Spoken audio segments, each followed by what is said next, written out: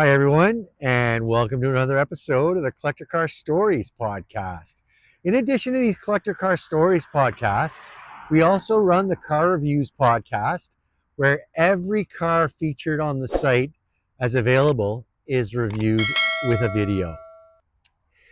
Today, for the episode of the CCS podcast, as we call it, we are returning to the scene of a crime. This intro is admittedly being shot after the fact.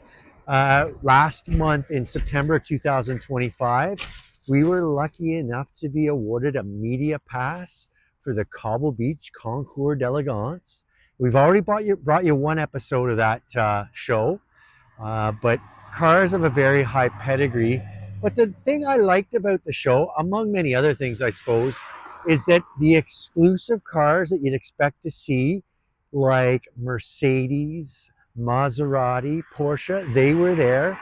But there were also some more everyday, everyman brands like Dodge. I'm thinking of now defunct Oldsmobile and Volkswagen. So something that's a bit relatable, at least to almost everyone. So, as I say, this is our second episode featuring the Cobble Beach Concours d'Elegance, and we're going to do three altogether. So, keep your eyes peeled for the third one. And if you haven't seen the first one, also worth a look, please just hit up the CCC podcasts page on our website, collectorcarcanada.ca, and you'll find links to that one and all of our, not just CCS, but CR podcasts as well.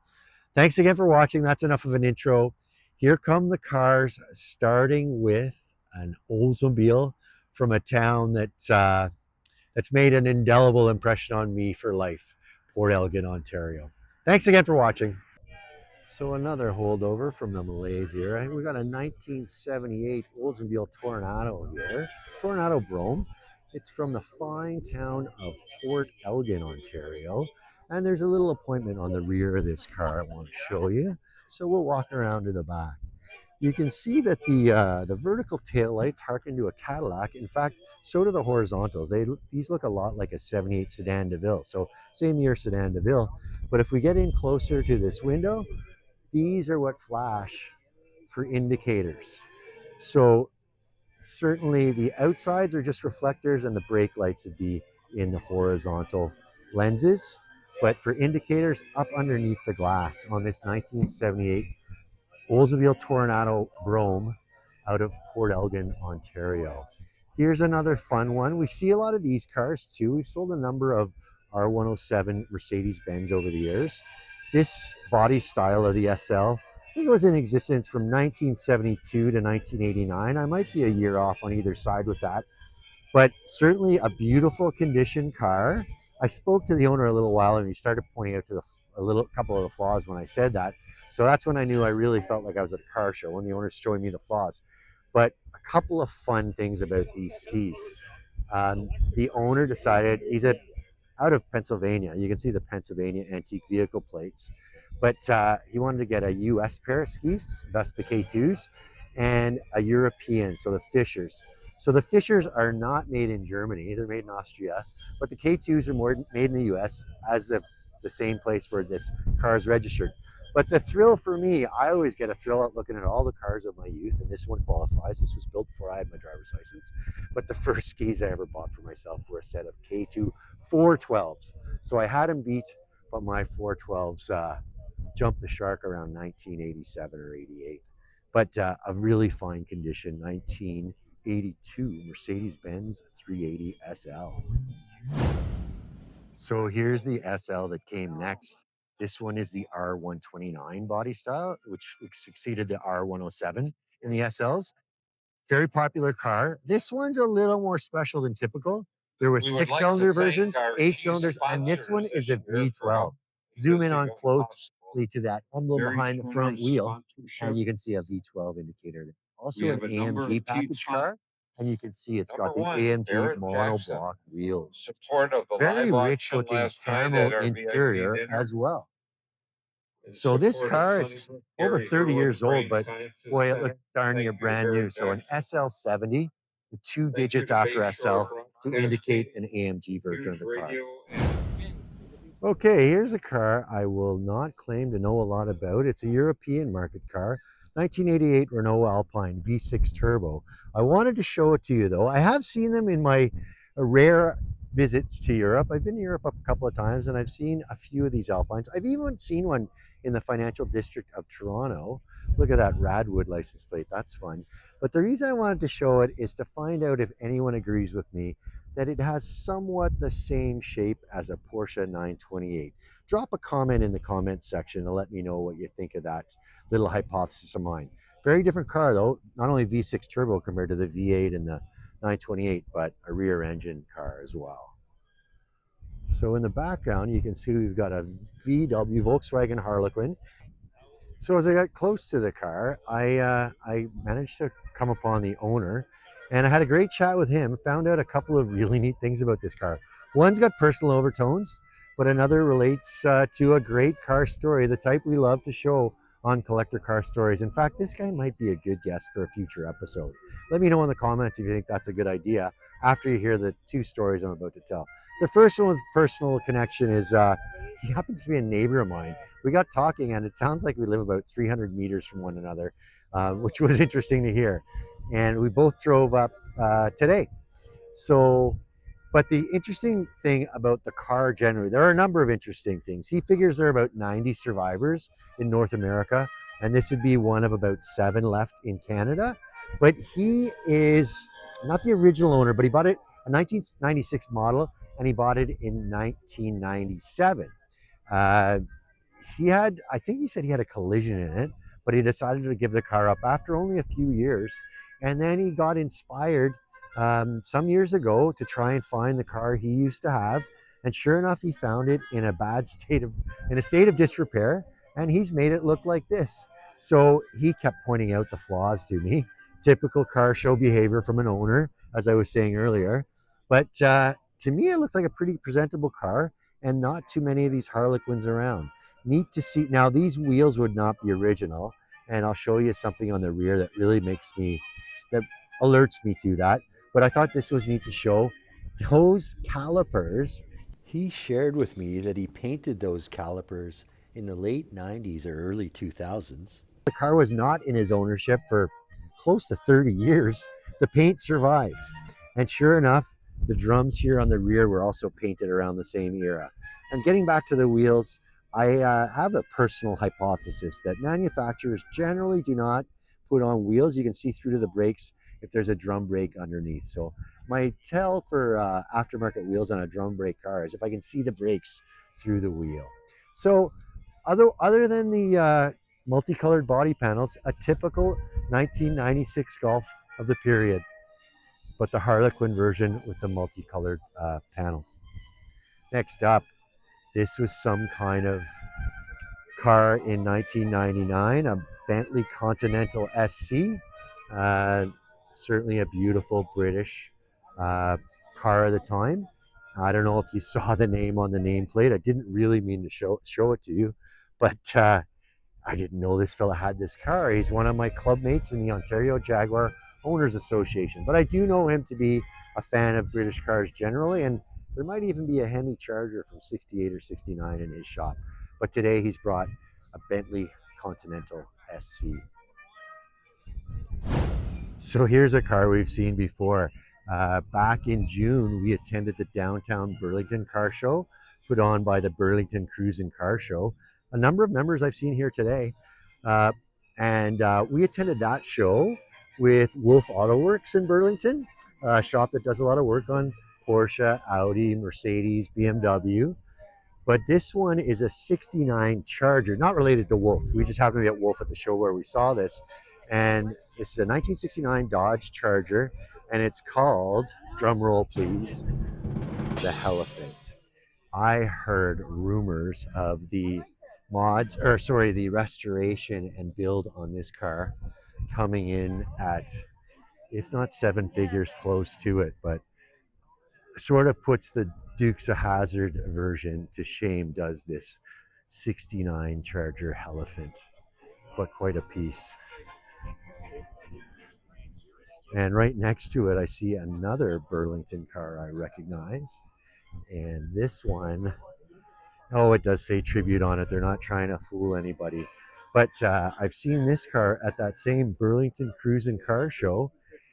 And when I saw it, it was quite striking. It was something I had not seen before. Turns out to be a 57 Jaguar D-Type. So at the time, I sent a picture of it to a sort of a friend I've met through the business. And he explained to me that it's a replica car.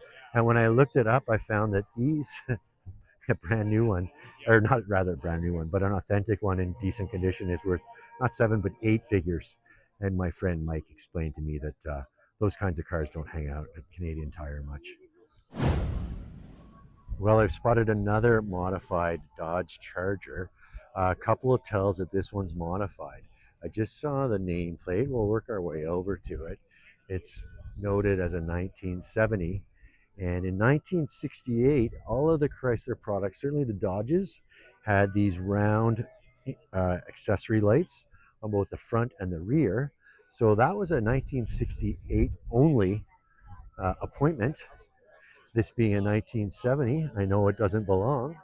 And the other item on this modified 1970 Dodge Charger that didn't come from the factory is the bumper. In 1970, the bumper wrapped around the grille, so it was sort of oval shaped.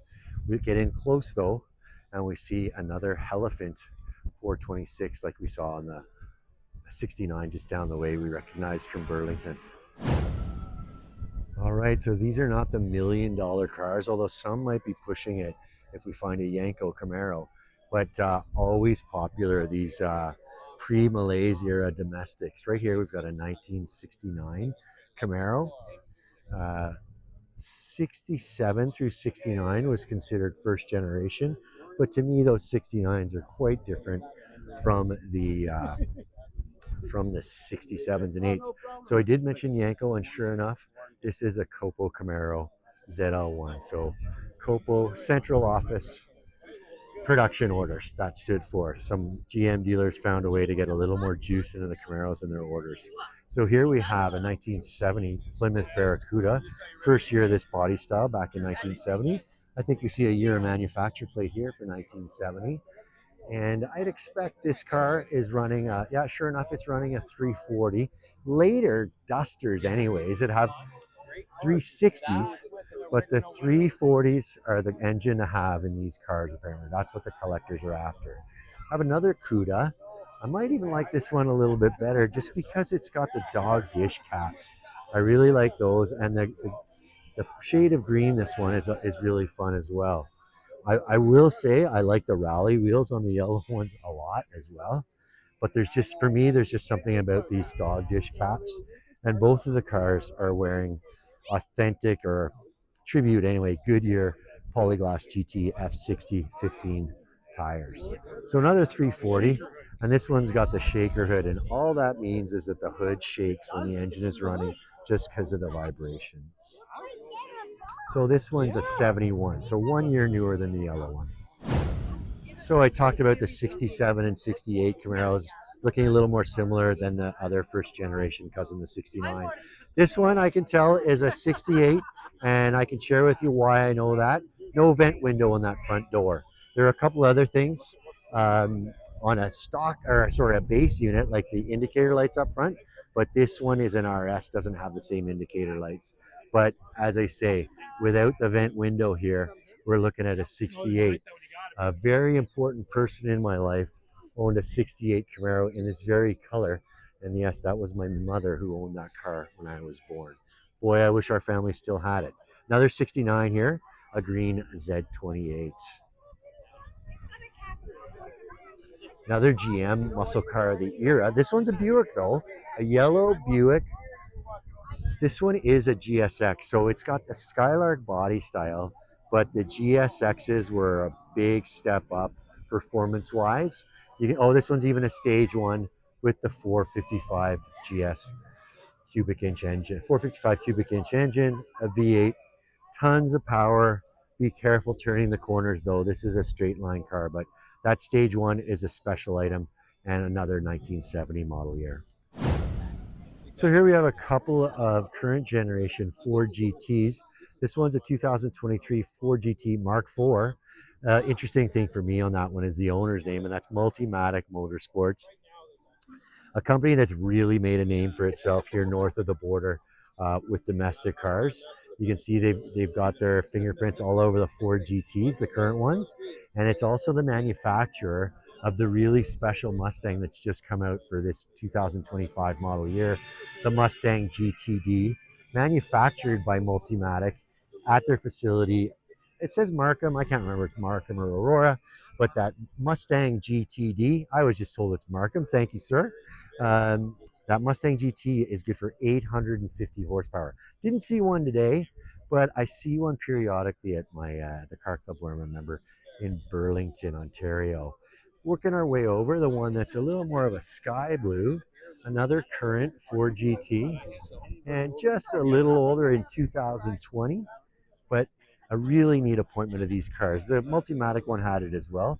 There are fewer people gathered around here, but look at that. We can see the shores of Georgian Bay through that air pass through right next to the big vent work. Next up, we've got a Ferrari F430. So this would have succeeded the Ferrari 360, preceding the F458. And this one's a Scuderia 747. So not just a special F430, but a special among F430s as well. Next up, McLaren. All kinds of carbon fiber on the side of this car. This one's a 675 LT Spider. 2016. It's been succeeded since by the 720 and the 750. Next up is this same Maserati we already saw that has made appearances at Collector Car Canada Cars and Coffee events in Burlington, Ontario. I'm still smitten and I have to bring you another picture of the Porsche 959. 1988 Porsche 959 Comfort. Take a look at the interior this time as well.